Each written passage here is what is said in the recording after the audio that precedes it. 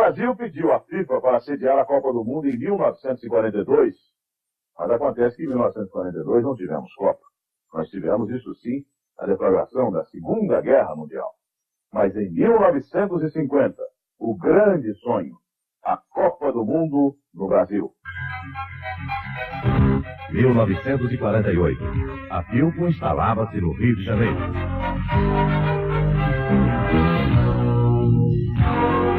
1950. A Philco transferia sua matriz para São Paulo.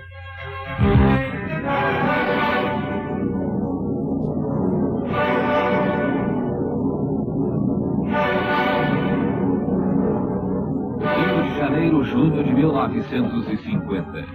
Os pouco mais de 2 milhões de habitantes da capital federal poderiam ter muitos assuntos para discutir. Afinal, era ano de eleição para a presidência da República e os 3 candidatos, Brigadeiro Eduardo Gomes, Cristiano Machado e Getúlio Vargas, estavam em plena campanha.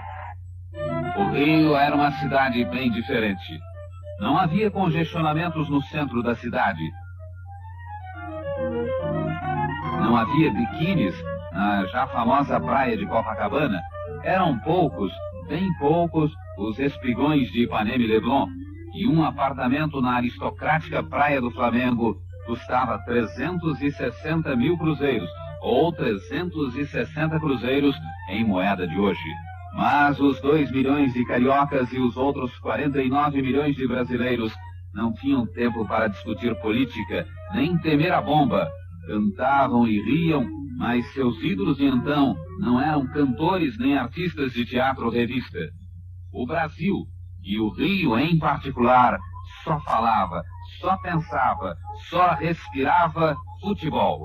Era ano da Copa do Mundo, da 4ª Copa.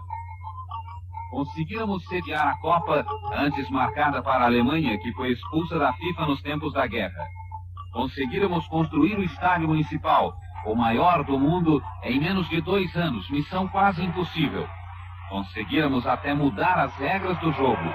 Pela primeira e última vez, a parte final do campeonato seria disputada pelos 4 classificados, jogando todos uns contra os outros, sem eliminatórias.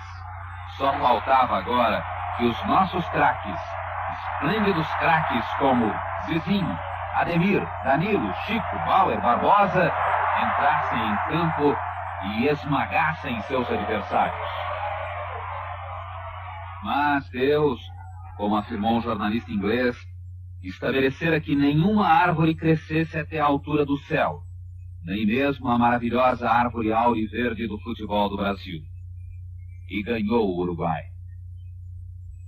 O portentoso foi inaugurado pelo presidente Dutra e antes da grande catástrofe viveu 5 dias de glória e festa, pois foi com festa que a 4ª Copa do Mundo começou no dia 24 de junho de 1950. Quase 80 mil pessoas assistiram ao primeiro jogo do Brasil contra o México. Eu sou brasileiro, tu és brasileiro, muita gente boa brasileira é. Vamos fazer governo do nosso coração, vamos fazer para o Brasil ser campeão. O nosso imbatível Esquete entrou no gramado do derby com Barbosa, Augusto e Juvenal, Eli, Danilo e Bigode, Maneca, Ademir, Baltazar, Jair e Friaça. Os 11, 7 eram jogadores do Vasco, do incrível expresso da vitória. E o técnico, Flávio Costa, também pertencia ao Vasco. No campeonato mundial, alcança a bandeira, hoje olha ali o Brasil, Brasil, Brasil. Os torcedores que pagaram 30 cruzeiros por uma arquibancada, 3 centavos em moeda atual, não se arrependeram. Brasil 4, México 0, com 2 gols de Ademir, um de Jair e outro de Baltazar. A narração do segundo e do terceiro gol é de Pedro Luiz, então locutor da Rádio Pan-Americana.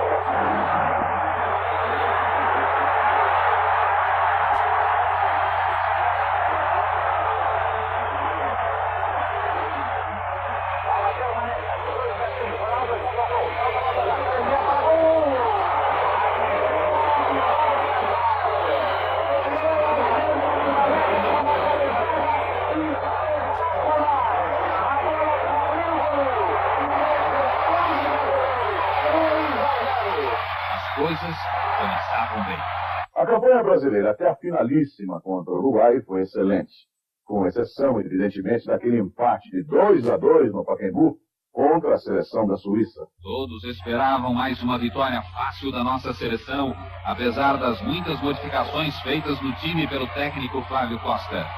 A linha média mudou toda, saindo os cariocas, Eli, Danilo e Bigode, e entrando os paulistas, Bauer, Rui e Noronha. Na linha, Maneca foi deslocado da ponta para a meia-direita, Ademir da meia-direita para a esquerda, Alfredo entrou na ponta direita e Jair ficou de fora. Era quase um outro time e Flávio Costa pagaria caro por sua decisão. O jogo começou e o clima de euforia seria justificado logo aos 3 minutos do primeiro tempo, com um gol de Alfredo estreando na Copa.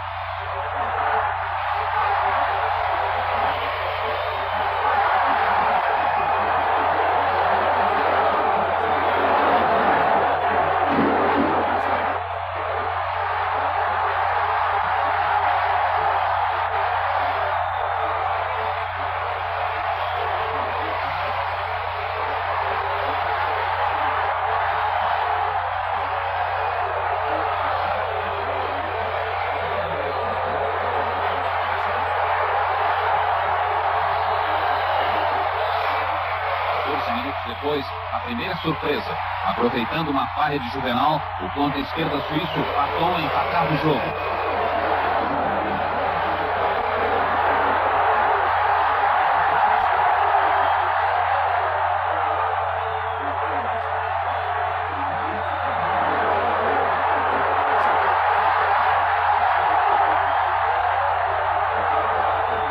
Aos 32 minutos, Baltazar de cabeça colocava de novo o Brasil na frente. Não havia dúvida. Ganharíamos mais uma.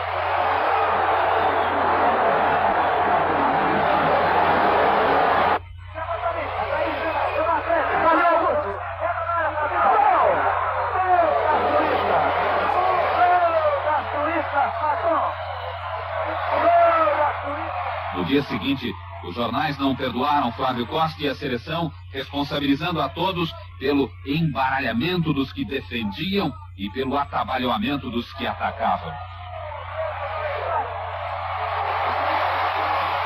Pagando o correspondente a 3 centavos por uma arquibancada, cerca de 150 mil pessoas lotaram o Maracanã no sábado, dia 1º de julho, para assistirem o jogo decisivo da chave 1 das semifinais da Copa, Brasil e Iugoslávia. Salve a nossa bandeira, verde, ouro e anil, Brasil, Brasil. Para os iugoslavos, que haviam vencido seus 2 jogos anteriores, 3-0 sobre a Suíça e 4-1 sobre o México, um empate significava a classificação e a automática eliminação do Brasil. Era vencer ou vencer. O jogo começou e logo aos 3 minutos um presente para a torcida.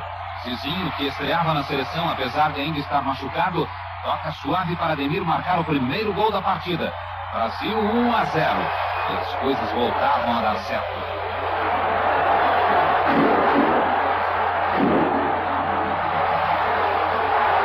O time, recomposto depois do fracasso diante dos suíços, jogava bem. Danilo, Bigode e Jair estavam de volta. Maneca retornava à ponta direita e na ponta esquerda Chico estreava no lugar de Friaça.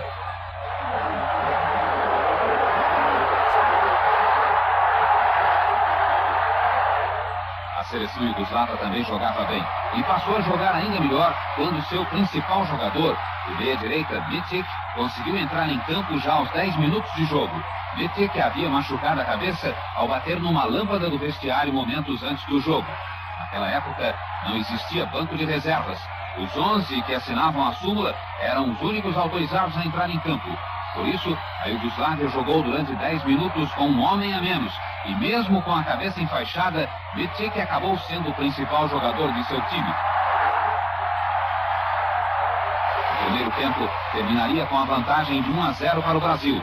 E logo no início do segundo tempo, um erro do juiz impedia que o Brasil folgasse no marcador. Leva melhor tipo, bateu também aí o Ronaldo, está prontinho a sua meta. Atrasou para Ademir, que atira, bateu no contrário, emendou o vizinho.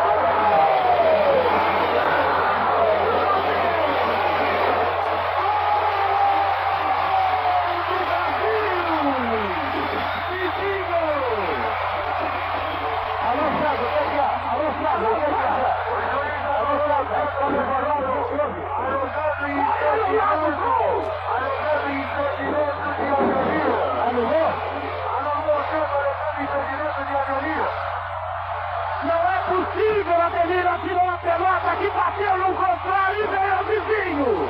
Ademir atirou, a pelota bateu no segurança e veio ao vizinho que emendou marcando o gol. Evidentemente a decisão errada de Richard. Falha imperdoável do árbitro da partida.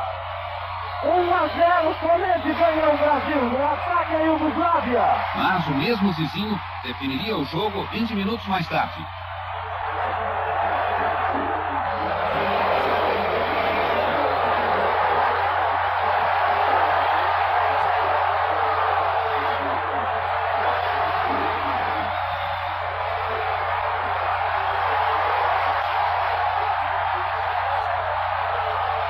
Boa combinação do Zé. Danilo na frente para o vizinho, aproxima do gol. Prepara o tiro e atira, gol!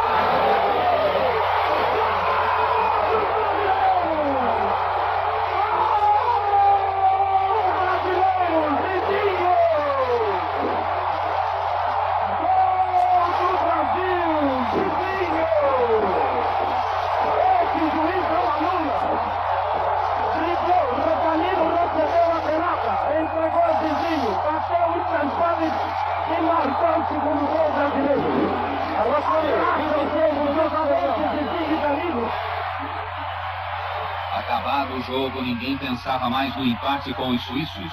O espetáculo foi qualificado de grandioso e os jornais do dia seguinte anunciariam que assim já era possível pensar na Jules Rimet. Dia 9, as baterias já estavam quentes. Havíamos vencido bem a seleção da Iugoslávia e o Maracanã recebia quase 140 mil torcedores para ver Brasil e Suécia. Salve, salve o nosso estádio municipal. Os suecos formavam um time respeitável que havia eliminado a temível esquadra azurra, a seleção italiana, e que 2 anos antes conquistara o torneio olímpico em Londres. Salve o nosso estádio municipal do campeonato mundial. Salve a nossa bandeira, verde, ouro e anil, Brasil.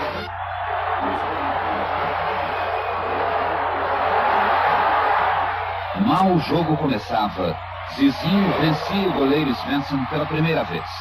Caraca vai até a linha de fundo. Continua levando vantagem. Centrou a bola, vai na bola Chico. A bola cobriu o Chico, recupera-se.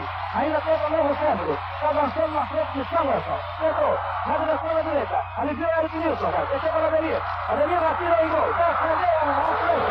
Ademir.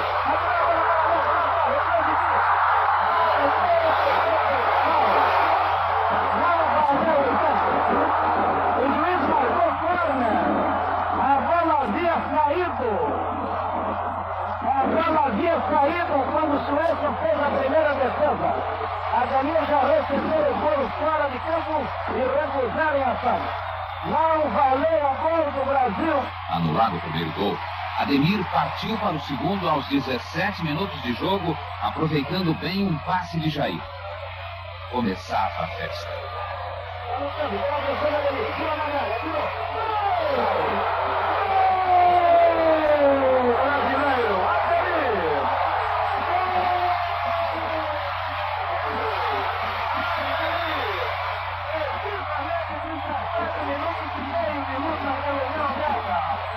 Atirou Ademir na frente de Marçal. No canto, a bola passou entre o arqueiro e a trave.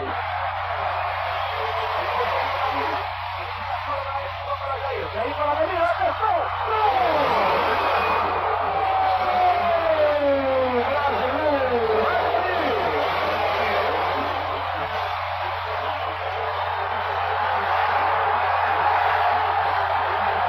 Faltavam 4 minutos para acabar o primeiro tempo. Chico aumentou para 3 e a loucura tomou conta dos gigantes do Berg. Vai na área, Chico, bateu Samuelson. Abriu essa fita, tirou. Brasileiro, Chico! Brasileiro, Chico! Vamos a venda. 4.996.177 cruzeiros e 50 centavos. 138.886 pessoas pagaram o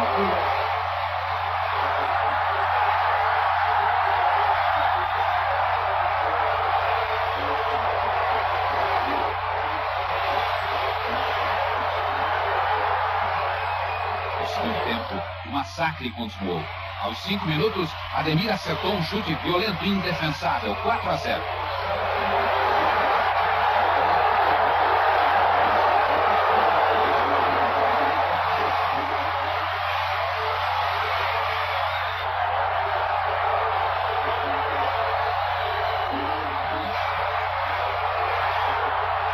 E Ademir, em dia de glória, queria mais.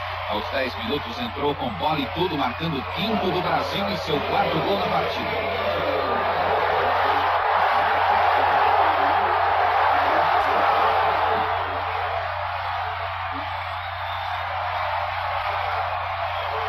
Aos 21 minutos entrou em cena o juiz Mr. Ellis, que em 54 apitaria o jogo Brasil e Hungria, que tirou nossa seleção da Copa.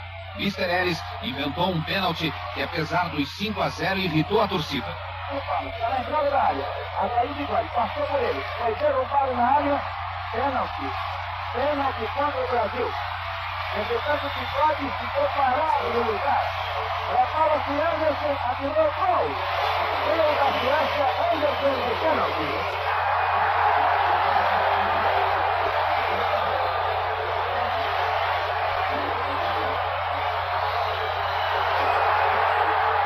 Aos 40 minutos, Maneca aumentava para 6-1.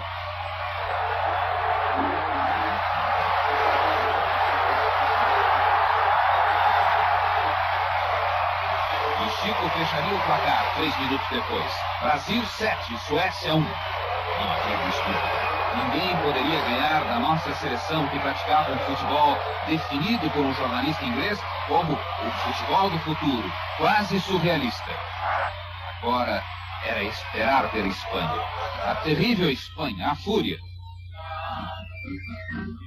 Mas o dia 13 de julho também seria dia de Brasil. Nossa memória esportiva, falha como a nossa memória histórica, não guardou os grandes lances do jogo que consagraria para o mundo o futebol mágico do Brasil. Ganhamos de 6-1. Arrasamos a fúria ao som de touradas de Madrid. Um jornalista italiano, depois de ver Zizinho jogar contra os espanhóis, comparou-o a Leonardo da Vinci, afirmando: ele pintava obras-primas fazendo a bola correr com os pés na imensa tela do gramado do Maracanã. Quase não tô mais aqui. Nessa histórica partida, restaram apenas imagens de 2 gols. O segundo de Jair. Eu conheci uma espanhola natural da Catalunha. Queria que eu trocasse castanhola de pedaço por aluno. E o sexto do mestre Ziza, o grande herói daquela tarde. Olha, amores pro Brasil, eu vou fugir. Está acontecendo. Depois dessas 2 vitórias, quem poderia duvidar que ali estavam os campeões do mundo? Todos, com exceção dos jogadores, já consideravam o Brasil campeão do mundo depois das esmagadoras vitórias sobre a Suécia e a Espanha.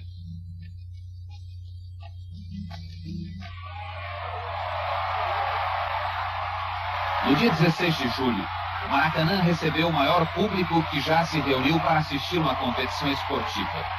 Apesar dos números oficiais falarem de 174 mil pessoas, calcula-se que entre 210 a 220 mil pessoas estavam no estádio, pois seus portões foram arrombados. E entre essas mais de 200 mil pessoas, não havia uma sequer que acreditasse na derrota, nem mesmo no empate, que já nos daria o título. Ganharíamos de maneira arrasadora, e o gol de Friaça aos 3 minutos do segundo tempo só fez aumentar a certeza da vitória, pelo menos entre os torcedores.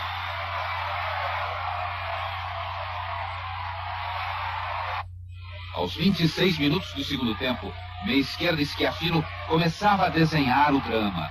Em silêncio, a torcida viu o Uruguai empatar o jogo. Mas o título àquela altura ainda era nosso. Aos 36 minutos, o absurdo, a tragédia, o inacreditável. O ponta-direita Gija calou com um chute o grito de mais de 50 milhões de brasileiros.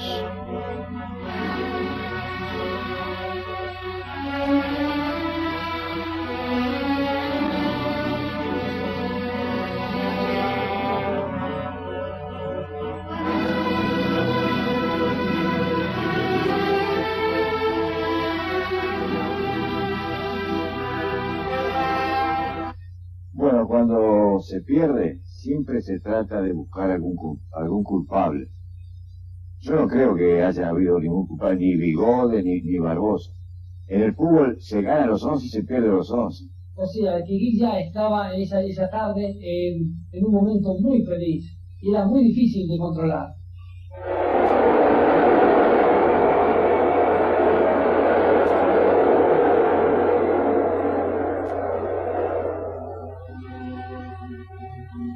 Tudo estava acabado.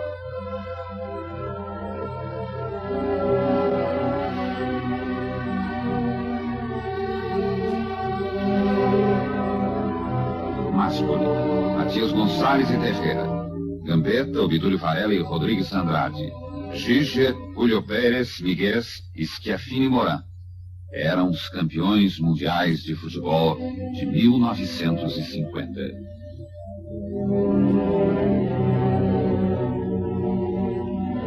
Barbosa, Augusto e Juvenal, Bauer, Danilo e Bigode, Friaça, Zizinho, Ademir, Jair e Chico estavam derrotados. Definitivamente derrotados diante da maior e da mais silenciosa multidão já reunida no Maracanã. Para eles, a taça Jules Rimet jamais sorriria. E com eles, o Brasil, todo o Brasil, chorou naquele dia.